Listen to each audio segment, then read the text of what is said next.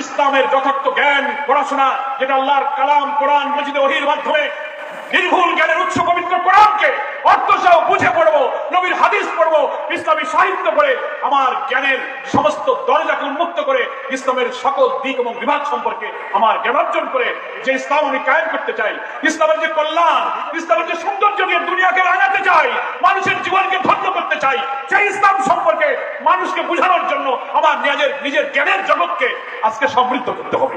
কি বলেন ঠিক কিছু না? তার অর্থ হলো পড়াশোনা। তার অর্থ কি বলেন? পড়াশোনা।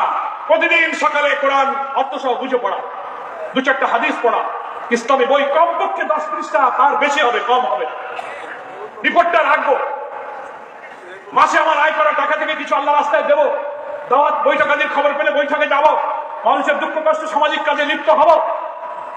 এই কাজ করে আমি আমার জ্ঞান অর্জন এবং তৎপরতা চালিয়ে নিজের মান আমি বৃদ্ধি করার চেষ্টা করবো। অর্থাৎ আমি যারা সহযোগী সদস্য আছি তারা কর্মী হব, যারা কর্মী আছি তারা রুকন হব, যারা রুকন আছি তার জ্ঞান, নামাজ, ইবাদত, আনুগত্য, পরিবার, চরিত্রের মানকে আরো উন্নত করে পূর্ণ মুসলমানের জন্য চেষ্টা করব।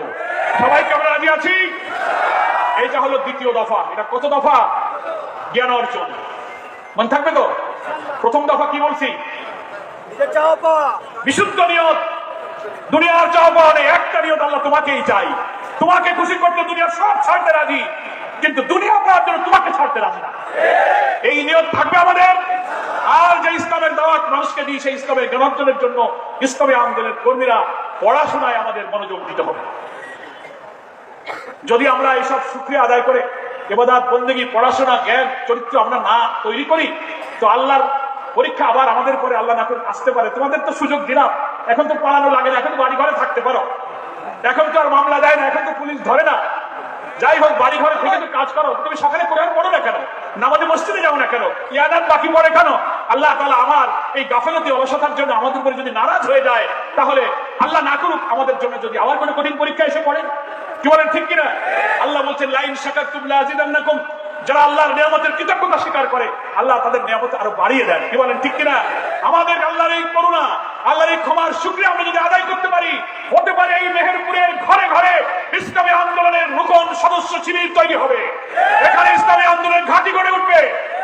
আর তৃতীয় দফা হলো আমাদের চরিত্র, আখলাক, লেনদেন, কথাবার্তা, পরিবার, স্ত্রী, সন্তান, প্রতিবেশী, ব্যবসায়িক বন্ধু, চাকরির কলিগ, সমাজ, যাদের সাথে আমি চলাফেরা করি, আমার চরিত্র, আমার কাজ এত সুন্দর হবে যেন আমাকে দেখে লোকেরা বুঝতে পারে যে এটাই হচ্ছে ইসলাম। নাকি বলেন? আমার লেনদেন, আমার চলাফেরা, আমার কথা, আমার পরিবার, আমার স্ত্রী, সন্তানদেরকে দেখে অন্যরা বুঝবে, দেখো এরা ইসলামের কথা মুখে বলে, এদের চরিত্রের দিকে তাকালে ইসলামকে খুঁজে পাওয়া যায়। চরিত্র এবং কাজ আমাদেরকে সুন্দর করতে হবে। আমরা কি পারবো আজকের এই কর্মী সম্মেলনে? তাহলে আমি এই আশা নিয়ে আমার এই 3টে দফা শেষ করে আমি দেশের পরিস্থিতি নিয়ে কোনো কথা বলতে চাই। তাহলে এই 3টে দফা কি কি? নিয়তকে বিশুদ্ধ করতে হবে। আমার সঙ্গে বলেন, নিয়তকে কি বিশুদ্ধ? আল্লাহর সন্তুষ্টি ছাড়া দুনিয়ার কিছু পাওয়া আমার লক্ষ্য নয়। দুনিয়ার কোনো পদ, পদবি, সম্পদ, টাকা পয়সা দরকার নাই।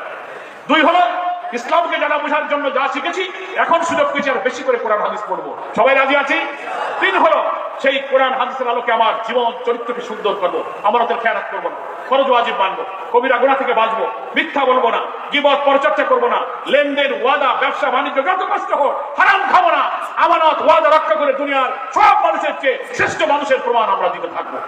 তাহলেই আজকের এই কর্মী সম্মেলন থেকে আমরা আশা করি এই মেহেরপুরের নতুন 25 সাল আসতেছে, নির্বাচনের বছর। আমরা এই মেহেরপুরের সব আসনে নির্বাচনের জন্য প্রার্থী দিয়ে নির্বাচন করার জন্য প্রস্তুতি নিতে যাচ্ছি। আপনারা কি প্রস্তুত আছেন? তাহলে কর্মীদের চরিত্র আর জ্ঞান না বাড়লে মানুষ কেন আমাদেরকে ভোট দেবে? আমাদের টাকা নেই, অস্ত্র নেই, আমরা মাস্তানি করতে পারি না, কিন্তু চরিত্র দিয়ে মানুষের মন জয় করতে হবে। সেই কোরআন হাদিস পড়ে আমরা চরিত্র অর্জন করব। প্রিয় কর্মী ভাইরা, বাংলাদেশের রাজনৈতিক পরিস্থিতি যদিও পাঁচে আগতব্যে আমাদের দাবি পেশ করে বলেছি কি, এখনো প্রশাসনে, সচিবালয়ে, জনপ্রশাসনে, ডিসি, এসপি, ইউনো, ওসি, সচিব, উপসচিব, অতিরিক্ত সচিব, প্রশাসন যন্ত্রের বিভিন্ন জায়গায় লাখ লাখ কর্মকর্তা কর্মচারীরা যারা আছে, তার মধ্যে অধিকাংশরাই কিন্তু ওই ফ্যাসিবাদের দোসররা ঘাপটি মেরে বসে আছে। আমরা কাজ করতে গেলে, সহযোগিতা করতে গেলে তাদের কথায় বুঝি, তাদের কথা থেকে কিন্তু ফ্যাসিবাদের গন্ধ বেরোচ্ছে। আমরা এখনো সময় আছে। অন্তর্বর্তীকালীন সরকারের উপদেষ্টাদের কাছে আমার অনুরোধ থাকবে, আপনি যদি প্রশাসনের গুরুত্বপূর্ণ জায়গা থেকে চিহ্নিত ফ্যাসিবাদের দোষরদেরকে সরিয়ে না দেন, তাহলে এরা আপনাকে সুষ্ঠু নির্বাচন করতে দেবে না। ফলে পুলিশ সহ সব জায়গা থেকে ফ্যাসিবাদের চিহ্নিত দোষরদেরকে সরিয়ে 15 বছরে যারা আমরা ফ্যাসিবাদ বিরোধী আন্দোলনে ছিলাম, বিএনপি জামাত সহ দেশপ্রেমিক গণতান্ত্রিক শক্তিগুলোর বহু দেশপ্রেমিক শক্তি এবং সচিবালয়ে যাওয়ার মতো জনপ্রশাসনের যোগ্য লোক যারা এই 15 বছরে বঞ্চিত, বৈষম্যের শিকার হয়ে ডিপ্রাইভ হয়ে তারা আজকে ওএসডি হয়ে বিভিন্ন জায়গায় পড়ে আছে, তাদেরকে আপনি প্রমোশন দেন, পোস্টিং করেন, তাদেরকে আপনি বিভিন্ন জায়গায় পদায়ন করে জনপ্রশাসনে এই দেশপ্রেমিক লোকগুলোকে আপনাকে পাঠাতে হবে, তাহলে আপনাকে কিন্তু সুষ্ঠু নির্বাচন করতে দেবে না। আমরা তাই মনে করি এগুলো হচ্ছে এই সরকারের সামনে চ্যালেঞ্জ। আমরা অন্তর্বর্তীকালীন সরকারকে সহযোগিতা করার জন্য কথা দিয়েছি, আমরা প্রস্তুত আছি। প্রিয় ভাইয়েরা, যারা আমরা ফ্যাসিবাদ বিরোধী আন্দোলনে রাজপথে একসাথে সংগ্রাম করেছি, বিএনপি জামাত সমমানে আরো অনেক রাজনৈতিক দল এবং জোট, ইসলামী দলগুলোর সঙ্গে আমাদের রাজনৈতিক সুসম্পর্ক রয়েছে। আমরা চেষ্টা করছি ফ্যাসিবাদ বিরোধী ঐক্য যেভাবে গড়ে উঠেছিল, নির্বাচনকে সামনে রেখে সেই ঐক্য, সেই সংহতি রক্ষা করেই ফ্যাসিবাদী শক্তিকে এদেশে রাজনৈতিকভাবে নির্মূল করতে হবে। আমাদের মধ্যে বিভেদ এবং দূরত্ব তৈরি হলে কিন্তু ফ্যাসিবাদের দোসররা জায়গা পেয়ে যাবে। কি বলেন, ঠিক কিনা? আমাদের কোন কথায়, কোন আচরণে, কোন ভূমিকায় আমাদের ফ্যাসিবাদ বিরোধী ঐক্যের ক্ষতি হোক, জাতি বিভক্ত হয়ে যাক, জামাত ইসলামী কখনো সেই রাজনীতি করবে না। আমি সকল রাজনৈতিক দলের কাছে এই আহ্বান জানাতে চাই যে আসুন, আমাদের 5ই আগস্টের এত হাজারো জনতার রক্তদান, এত লোকের ফাঁসি, এত জুলুম, লক্ষ লক্ষ লোকের মামলা, ক্রসফায়ারের রিমান্ডে যে নিষ্ঠুর নির্যাতন করা হয়েছে, সে আত্মত্যাগের দিকে তাকিয়ে দলীয় স্বার্থের চেয়ে দেশপ্রেম, জাতীয় স্বার্থ, মূল্যবোধ রক্ষাকে গুরুত্ব দেন। দেখবেন এই নির্বাচনে এই অপশক্তির রাজনৈতিক পরাজয় নিশ্চিত হবে, তারা আর জনগণের কাছে আসতে পারবে না। আমরা মিলেমিশে আগামী জাতীয় নির্বাচন যত নিকটে আসবে, অনেক নতুন মেরুকরণ হবে, অনেক পোলারাইজেশন হবে। আমরা যেন জাতীয় ঐক্য, সংহতি, দেশপ্রেমকে সামনে রেখে প্রত্যেকটি রাজনৈতিক দল আমরা ভূমিকা রাখতে পারি, সে ব্যাপারে আমি সকল রাজনৈতিক নেতৃত্বের প্রতি আমি আহ্বান জানাই। আমার প্রিয় কর্মী ভাইয়েরা, আমাদের আন্তর্জাতিকভাবে অমুসলিম, দেশ বিরোধী, আমাদের অখণ্ডতা বিরোধী, জাতিসত্তা বিরোধী, মূল্যবোধ বিরোধী কিছু শক্তি সবসময় সক্রিয় থাকে। আওয়ামী লীগের শেখ হাসিনা এবং খুনিদের যিনি মাস্টার মাইন্ড, তিনি বিদেশে গেলেও তিনি কিন্তু বসে নেই, তিনি অডিও, ভিডিও, বক্তব্য সবসময় অনলাইনে 2-1টা বক্তব্য ছেড়ে দিচ্ছেন। কি দেখতেছেন না? একবার দেখা গেল তিনি তার কর্মীদেরকে ভিডিও বক্তব্যে বলছেন, অডিও শোনা যাচ্ছে, তোমরা কাজ চালিয়ে যাও, ডিসেম্বরের পরে আর সময় দেওয়া যাবে না, আমি তোমাদের কাছাকাছি আসি, যে কোনো সময় দেশে ঢুকে পড়তে পারি। কি আপনারা শুনেছেন? এগুলো তারা বলতেছে। তারা দেশের বিরুদ্ধে, অন্তর্বর্তীকালীন সরকারের বিরুদ্ধে এখন অনেক উস্কানিমূলক কথা বলছে। তাতে করে প্রশাসনের মধ্যে ঘাটতি মেরে থাকা আওয়ামী লীগের দোষরা আবার উৎসাহিত হচ্ছে। এই বোধহয় আমাদের খুনিদের মাস্টারমাইন্ড বোধহয় আবার আসতেছে, আবার বোধহয় দেশের রাজ্য হবে। বাংলার মানুষ এত রক্ত দেওয়ার পর আর ফ্যাসিবাদকে এখানে দাঁড়াতে দেবে না। এই চক্রান্তের বিরুদ্ধে আবার কি আমরা প্রয়োজন হলে সেই জাতীয় ঐক্য তৈরি করে এই খুনিদের বিরুদ্ধে আবু সাইদ মুগ্ধরা যেমন গুলির সামনে বুক পেতে ফ্যাসিবাদের খবর দিয়েছিল, আপনারা কি সেই সংগ্রামের রাজপথে আবার ঐক্যবদ্ধ থাকতে রাজি আছেন? প্রিয় ভাইয়ের আমার, বাংলাদেশে আমি তাই বলবো, এখানে সরকারের অনেক গোয়েন্দা সংস্থা, অনেক এজেন্সির লোকেরা হয়তো দায়িত্ব পালন করছেন। আপনারা সরকারের কাছে জনগণের সঠিক সেন্টিমেন্ট, তারা কি চায়, জনগণের কি আকাঙ্ক্ষা, এটা আপনারা সরকারের কাছে পৌঁছে দেবেন।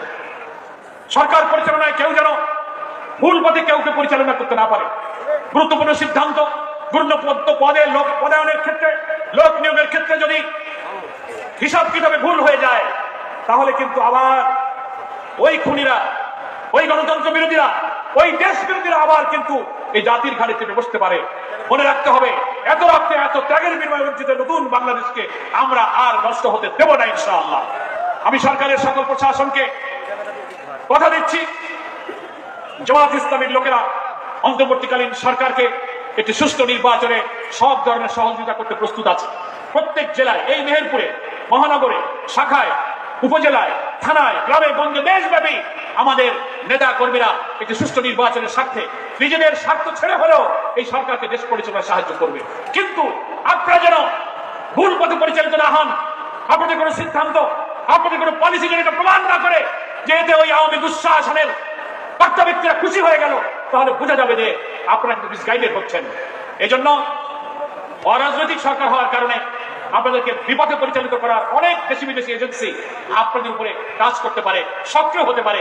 এ ব্যাপারে দেশের প্রশাসনে নিযুক্ত সকলকে আমি সতর্ক থাকার জন্য জামাত ইসলামের পক্ষ থেকে আহ্বান জানাবো। পরিশেষে আমি আপনাদের কাছে আহ্বান জানাবো যে আমাদের এই প্রিয় জন্মভূমি বাংলাদেশ, এই দেশের 47-এ একবার স্বাধীন হয়েছে, 71-এ আমরা আবার একটি বৈষম্য বঞ্চনা থেকে মুক্তি পেয়ে মুক্ত বাংলাদেশ পেয়েছি। আবার 24-এর 5ই আগস্ট একটি স্বাধীনতার নতুন সূর্য উঠেছে। স্বৈর শাসনের জগদ্দল পতন আমাদের বুক থেকে অপসারিত হয়েছে। এখন আমাদের দেশ গড়ার সময়। আমরা দেশ গড়ব জনগণের সাথে মিশে, মানুষের কাছে গিয়ে সম্প্রীতির বন্ধনে আবদ্ধ হয়ে একটি অবাধ নির্বাচনে সহযোগিতা করব। ঘরে ঘরে ইসলামের দাওয়াত, ইসলামের সৌন্দর্য এবং কল্যাণের দাওয়াত পৌঁছিয়ে জনগণকে এই কাফেলায় সম্পৃক্ত করার জন্য আপনারা চেষ্টা চালাবেন, সংগঠিত হবেন, সকল রাজনৈতিক সমমনাদের সঙ্গে ঐক্য সংহতি বজায় রাখবেন। এই আহ্বান জানিয়ে মেহেরপুরবাসীকে কেন্দ্রীয় জামাতের পক্ষ থেকে আজকের এই কর্মী সম্মেলনে সহযোগিতা করার জন্য, উপস্থিত হওয়ার জন্য আন্তরিক মোবারকবাদ জানিয়ে আমার বক্তব্য শেষ করছি।